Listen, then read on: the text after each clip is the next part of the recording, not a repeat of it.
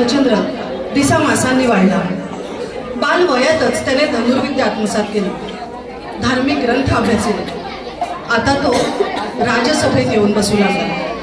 त्याच्या समवेत त्याची लक्ष्मण, भरत आणि शत्रुघ्न ही भावंडेही निष्णात झाली. एके प्रसंगी राजा दशरथ पुत्रांसह वर्तमान राजसभेत बसले असताना महर्षी विश्वामित्र तिथे आले. राजाने त्यांचे आदराने स्वागत केले. काही बोलायचं मनात असेल तर बोला, मी ते अवश्य पूर्ण करेन असं म्हणाले. राजाच्या भाषणाने अत्यंत हर्षित होऊन महर्षी विश्वामित्र म्हणाले, ज्येष्ठ तुझा पुत्र मला देई दशरथा, यज्ञ रक्षणास योग्य होती सर्वथा. ज्येष्ठ तुझा पुत्र मला देई दशरथा,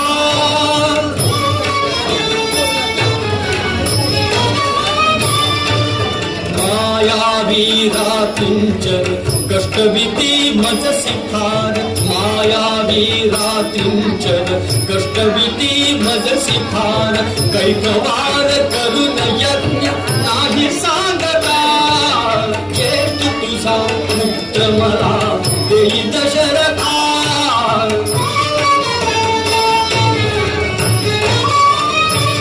देवीवर रक्त मांस फेकतात ते नृशंस.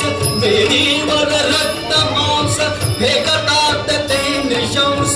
नाचतात स्वैर सुखे मंत्र कामदा. ज्येष्ठ तुझा पुत्र मला देई दशरथा, यज्ञ रक्षणास योग्य होती सर्वथा. ज्येष्ठ तुझा पुत्र मला देई दशरथा.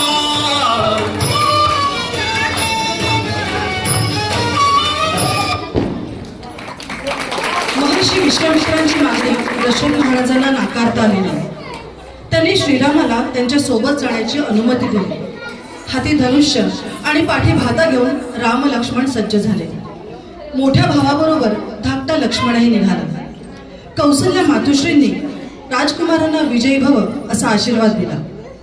महर्षी विश्वामित्रांसारख्या ज्ञानी नेत्याबरोबर राम लक्ष्मण प्रथम पराक्रमासाठी प्रासादाबाहेर पडले. प्रवासात गुरुदेव विश्वामित्र त्या दोघांना अनेक कथा सांगत होते, ज्ञानदान करीत होते. प्रवासात जाता जाता विश्वामित्रांच्या आज्ञेप्रमाणे श्रीरामांनी ताटिका राक्षसीचा वध केला. श्रीराम लक्ष्मणासह महर्षी विश्वामित्र सिद्धाश्रमी आले. यज्ञात विघ्न आणणाऱ्या राक्षसांचा श्रीरामांनी वध केला. विश्वामित्रांचा यज्ञ यथासांग पार पडला. याचवेळी मिथिलाधिपती जनक राजाकडे होणाऱ्या एका यज्ञासाठी राम लक्ष्मणांनीही बरोबर यावं म्हणून महर्षी विश्वामित्रांनी आग्रह धरला. श्रीराम लक्ष्मणासह मुनिजनांबरोबर मिथिलेला निघाले. मार्गात एका ओसाड आश्रमापाशी आले. गौतम ऋषींच्या शापाने देवी अहिल्या तिथे शिळा रूपात होते. श्रीरामाच्या चरणस्पर्शानेच तिचा उद्धार होईल असा उशाप तिला गौतम ऋषींनी दिलेला आहे. अहिल्याची ही कथा सांगून महर्षी विश्वामित्र तिचा उद्धार करण्याची आज्ञा श्रीरामांना करतात. श्रीरामाच्या चरणस्पर्शाने त्या शिळेतून प्रचंड असा प्रकाश येतो आणि देवी अहिल्या प्रगट होते. ती म्हणते,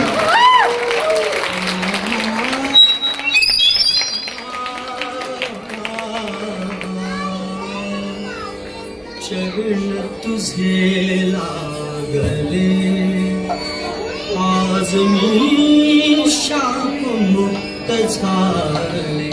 आज मी शापमुक्त झाले. रामा चरण तुझे लागले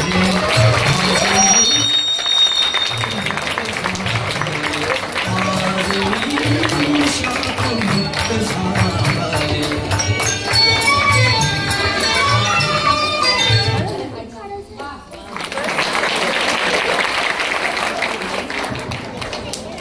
अहिल्याने या उद्गारांनी कृतज्ञता व्यक्त केल्यावर श्रीरामाने गौतमाश्रमात थोडी विश्रांती घेतली आणि मुनिजनांसह ते पुन्हा मार्गस्थ झाले. जनकाच्या मिथिला नगरीत पोहोचताच मुनिजनांसह आलेले दोन कुमार हे अयोध्यापती दशरथाचेच पुत्र आहेत हे कळताच जनकाच्या आनंदाला सीमा राहिली नाही. दशरथाचे हे परमप्रतापी पुत्र तुझ्याकडे असलेले विशाल शिवधनुष्य पाहण्यासाठी आले आहेत असेही विश्वामित्राने जनकाला सांगितले.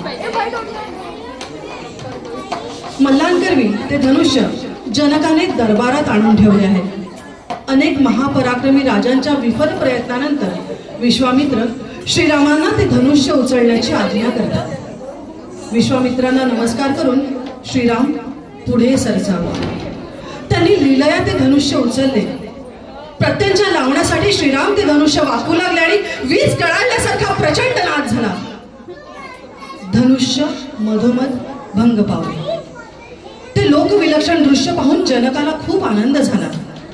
आपली पुत्री सीता त्या महावीराला देण्याचा निश्चय जनकाने विश्वामित्रांना बोलून दाखवला. विश्वामित्रांनी ते मान्यही केले आणि श्रीरामाचा भूमिकन्या सीतेशी विवाह झाला.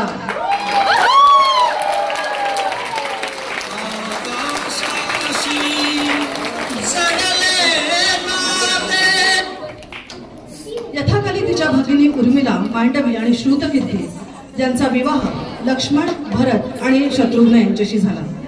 प्रथम पराक्रमासाठी प्रसादाबाहेर पडलेले राम आणि बंधू आपल्या नववधूंसह अयोध्येला परतले. हा अवर्णनीय असा समारंभ होऊन महिने लोटले तरी मिथिलेचे नागरिक सीता स्वयंवराचेच गीत गात होते. पुन्हा पुन्हा आळवीत होते. म्हणत होते,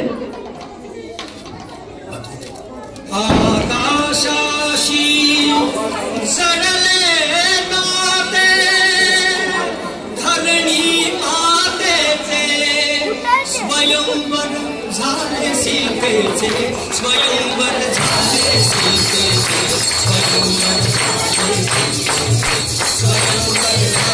सीतेचे, स्वयंवर झाले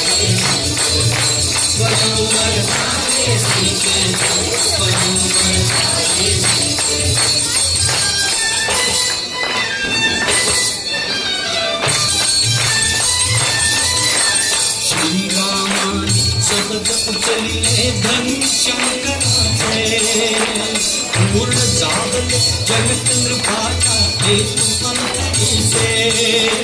श्रीरामाने सबद उचलिले धनुष्यंकराचे, पूर्ण जागले जगतनृपाचा हेतू अंतरीचे.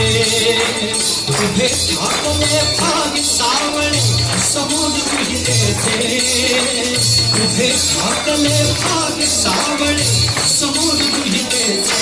स्वयंवर झाले सीतेचे, स्वयंवर झाले सीतेचे, स्वयंवर झाले सीतेचे, स्वयंवर झाले सीतेचे.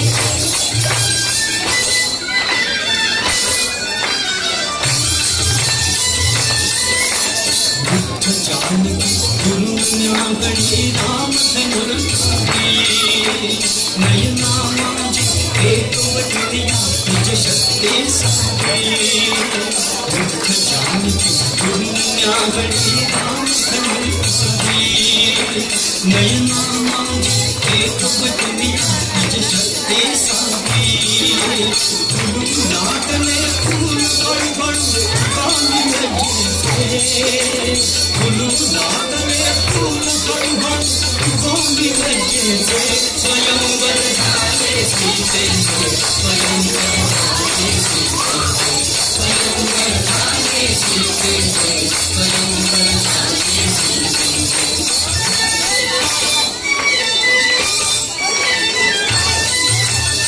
थोडे जानकी झाली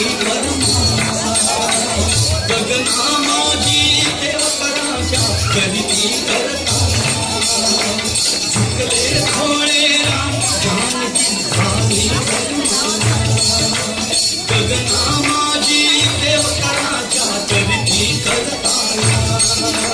राजा कानी गगन पोचले मंगल भागले, राजा